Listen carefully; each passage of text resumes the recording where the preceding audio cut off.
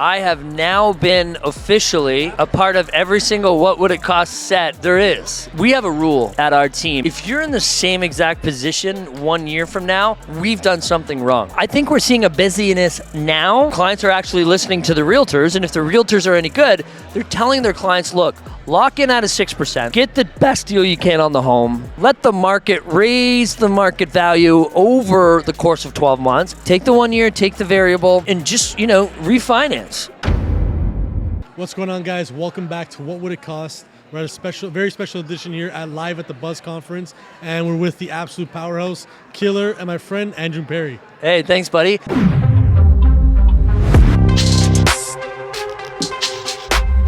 So, okay, I know you're probably going to say this, but I just wanted to, get this off my chest.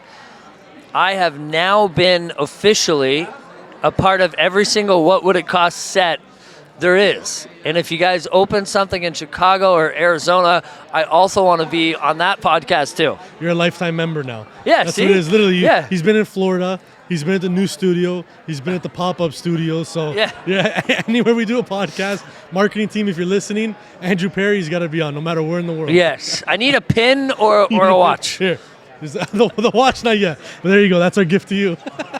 Hey, look, it's magnet. Oh, we don't mess around here. What do you think? I was gonna ruin your jacket? Oh shit! I don't know how to do it. There we go. There we go. The newest member of Spark. Yeah, baby. Love it. Awesome. Well, welcome back to the third time. And like we had mentioned, we had you with us in Florida. Fourth time? Fourth time. Oh, crap. Sorry. Fourth time.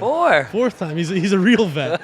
So for the fourth time. So we Yes, had you sir. in Florida. We had you in Canada. Yep. So tell us what's new. I want to ask you, who you are. The audience obviously knows who you are. But yeah, tell us what's new, what's changed, what's going on. You know what, man?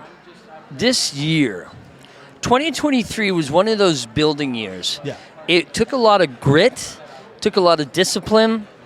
I almost achieved my goal to be, not client-facing, to almost exit out of sales. I think I only did like 8 or 9 deals personally. Oh, wow. And then this year is just kind of this massive growth and expansion year for us. And it's only going to work if I remove myself from the sales completely. Right. So what have we been doing in order to prepare for that over the last, few months is we've been really entrusting our key leaders out of the team to step up, take a little bit more responsibility. And, Max, one of our new realtors, he's been on the team for a year. He's really stepping up lately. He did 3 deals in January. So to start off 2024 with just such a kick-ass start is amazing. Nice, that's awesome. And you know what? I love that you mentioned that because it's huge in the sense that we were doing the same thing. We had the same focus in mind. Yeah. And so funny enough, because you were with us at the PBD office, Yeah. the Cigar Lounge. So when we connected good. with Taylor and Leo, Yes. we actually signed up for the coaching with them. Amazing. And that was the one major thing that stood out to us that PBD himself was telling us about was choosing your directs. And Nick and I are on the Yes. same tip right now. It's like you said, we have to take ourselves out of the transactions and have the right leaders in place so we could just keep growing the business. Yeah. And that's what we're doing now. And he said, it's like the top leaders have 4 to 5 directs. That's it. That's right. Anybody more than that, then you're over expanding yourself. You're stretching too thin.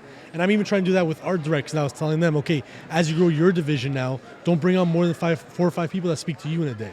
Right. So I think that's huge and super important what you're talking about. And it's funny you said that too, man, because I was just listening to, it wasn't the latest PDB podcast, it was like 2 or 3 ago. And not Vinny, who's the other guy? I'm sorry. Do you remember the podcast host? Anyways. I don't know yeah, Vinny, so he was basically saying, you need a direct. Yeah.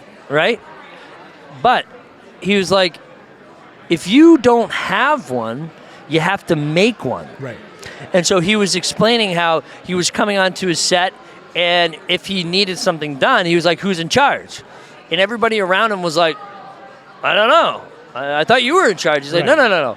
I'm the host. I'm the producer. I'm not in charge. Somebody here's got to be in charge. And so he's appointing somebody.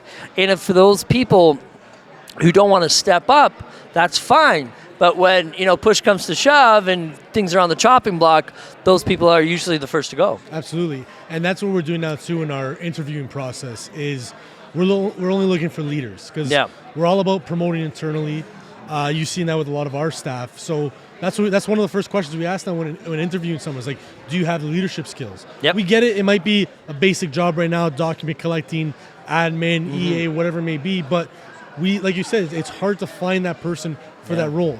It's very hard to hire them. You want somebody that's already within the culture to bring them up as a direct. So we're always looking for leaders for sure. So, yeah, I always focus on, we have a rule at our team. It's, if you're in the same exact position 1 year from now, we've done something wrong. Right. So we always promote from within. Accelerated growth is exactly how our team is positioned from the very first interview.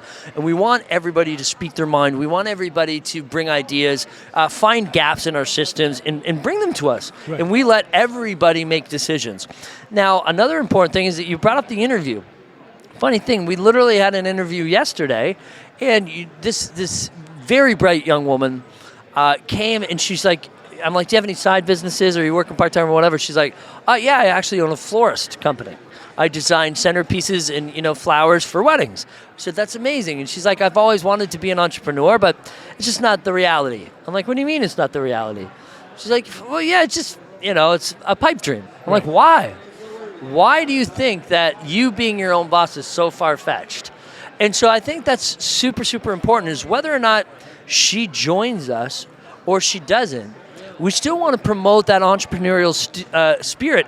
And she was just going to come for an admin role. Right. And I was already talking about her promotion 1 year from now. Yeah. I said, what's to stop you from involving, whatever?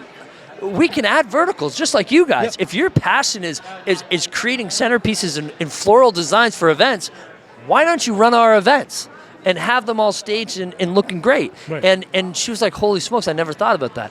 And, she emailed us right away. And so I think that's when you start it from the very beginning and say, look, your future here is whatever you want it to be. Right. You just have to take it.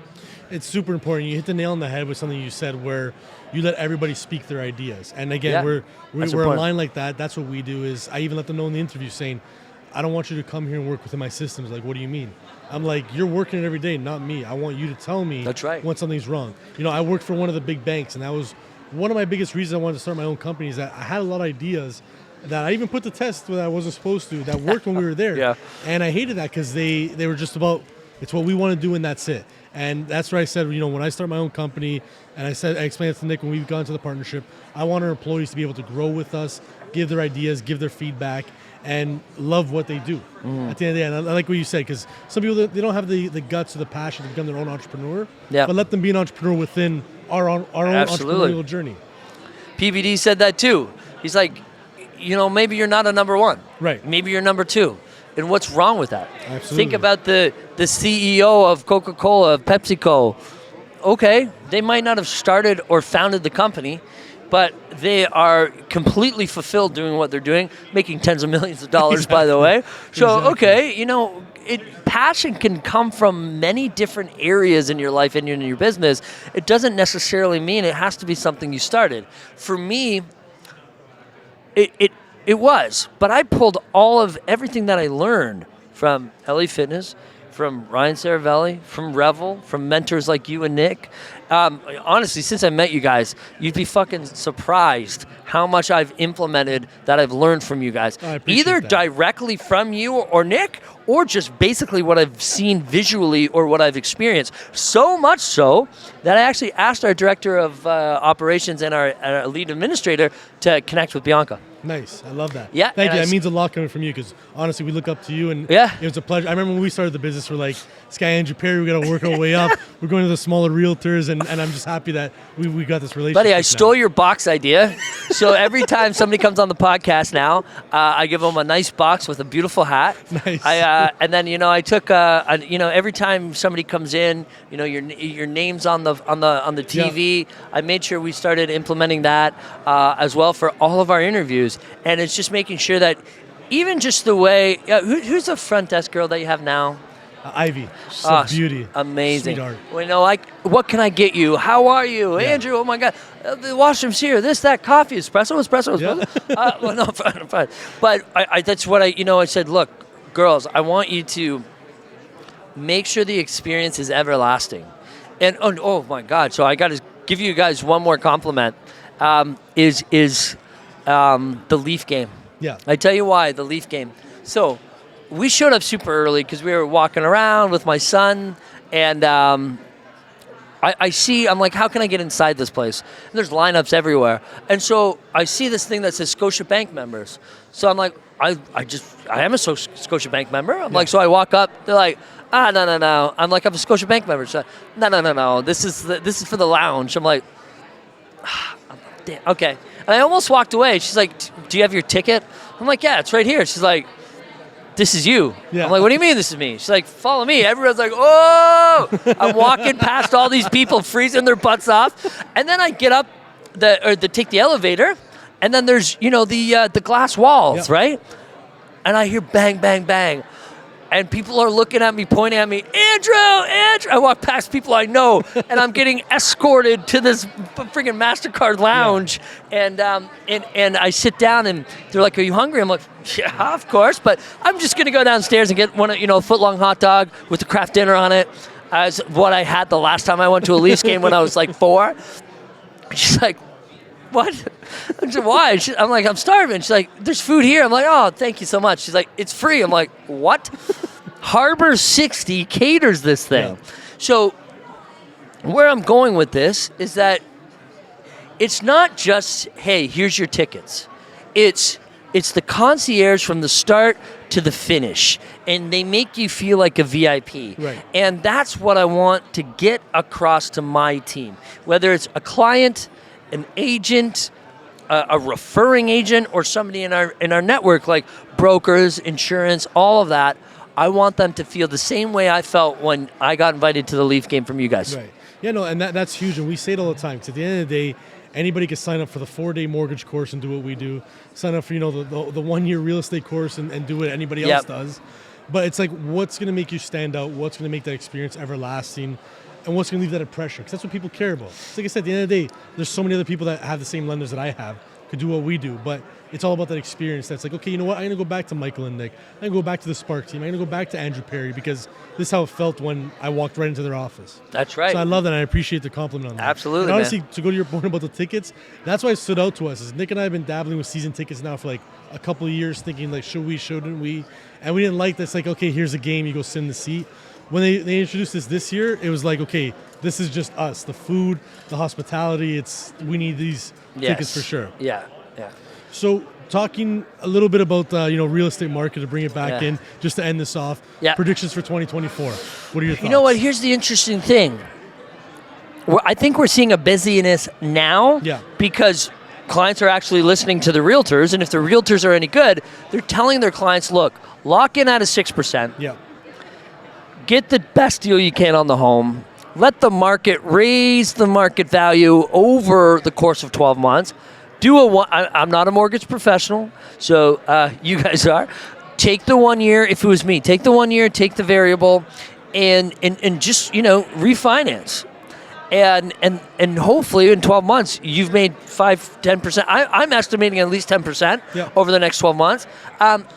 But if all this activity happens now, and the rates until spring have still not really moved, I don't know what's going to happen for the spring, because now you're going to have so much inventory come on the market, because we pulled all of our homes off over 1.5. We pulled them off the market. Okay. So why list now? Yes, okay, there is people out, and there's serious people, but if it's not a need and it's a want, just wait a little bit. So I think sellers are going to flood the market as well, and I don't know what that competition is going to look like, because it's not COVID anymore. I may call it COVID 2.0 just based on activity, but buyers are coming back more educated. Right. They're like, I'm not fucking paying $300K over asking. No way. Yeah, no, you hit the nail on the head with that, because that was the issue with COVID, is everybody's just like, take my money. Yeah. You know what I mean? Well, and I think realtors need to do a much better job. Hey, everybody runs their business differently, but promoting 85 offers, 75 offers on a house in Mississauga without sharing the context, I think you're following the drama and not the data. Right. So focus on the data, not the drama. And I think the silver lining for 2023 was the industry sort of trimmed the fat a little bit too. That was the issue with COVID I found on both sides, the real estate That's right. and the mortgage side. Everybody Well, wanted to join. It was sexy. Sell. We're making big money. I'll give you the stat because I just finished my last course to become a full principal broker now. Yeah. And the stat was 80% of mortgage brokers in 2023 submitted less than 3 deals. Yeah. That's yeah. insane. It's the same for the real estate industry. But you know what?